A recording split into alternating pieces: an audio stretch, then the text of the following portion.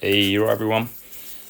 Back to just a little talk through on this plastered wall I did recently on a job we done the whole house, but this was just, we'd done the top floor at this point and the hallway, this was just the downstairs.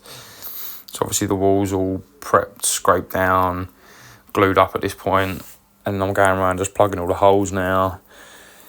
Those too thin to warrant bonding. You're talking a couple of millimetres deep, maybe at most 3 millimetres deep with the bits of skirting boards ripped off and things. So I'm just going around just plugging, just bringing the discrepancy up to just us all on the same level, basically, and then I'll treat it as a flat wall. I haven't got to mess about then. So I'll go around plugging all the little pieces I can see, and then I want to hit it as a flat surface.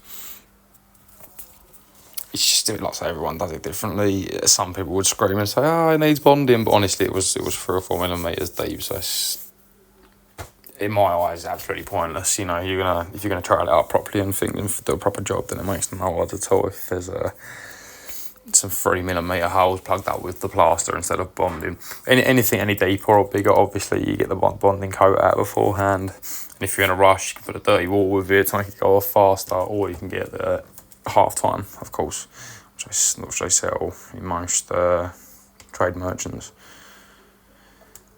So obviously around the electrics, always got to be a little bit more slow and careful than you are, especially with, to be fair, they should normally be dead and cut off, but if you're just doing, I was only doing this little wall today, so that afternoon I was just doing this wall, so you're not going to start messing about with all the electric just for one wall. Just be careful around it.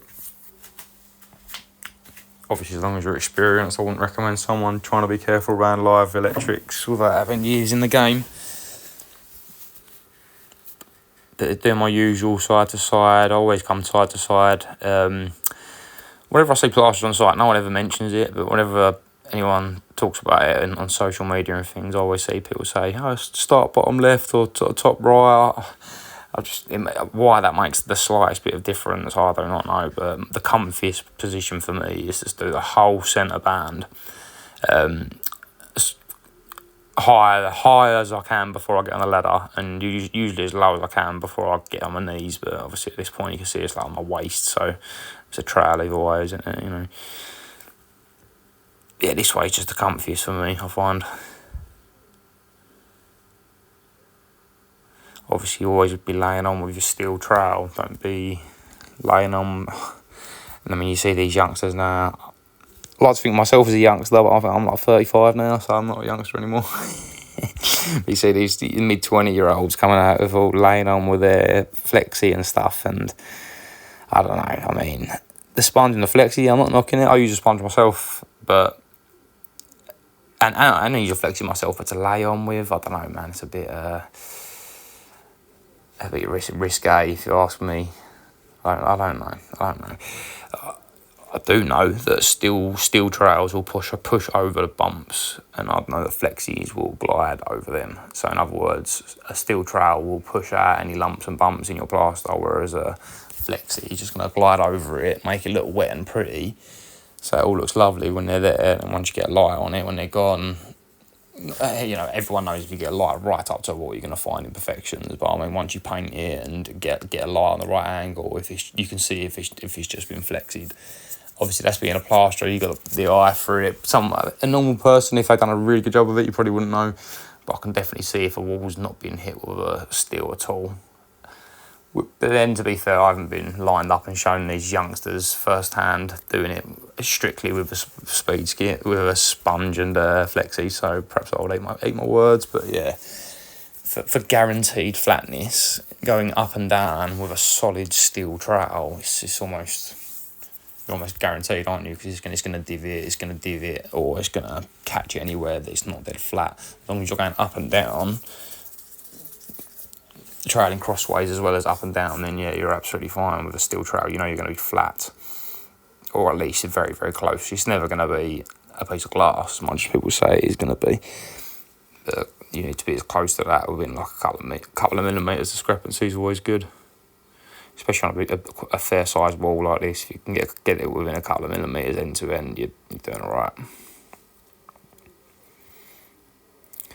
Speed skim. This is the metal blade one I'm using here. I do like the speed skims. I've got the attachment that goes on the ceilings as well.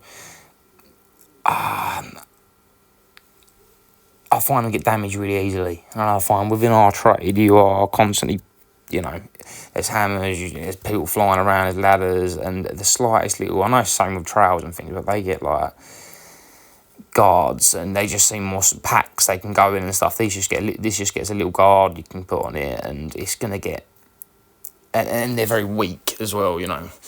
I like them when they're brand new. When they're brand new for the first few months, 6 months, they're absolutely beautiful. But after a while, I think they age badly. So I mean, I am a fan of them. Obviously, again, it's only good for a final trowel because you're not flattening nothing out with the speed skim. You're just making it look shiny, you know. So as long as you make sure you're going over it with a steel at some point, in between going over it with your speed skim and that's fine. Always keep tools nice and wet. See, this day as well, to be fair, this was a few months back, so this was more colder, so I didn't have to worry as much. But even then, that sun in the corner there, see the window coming through on the plaster there. If that was summer, or if we was in like a hot country and that was really hot there, that would all just literally dry out.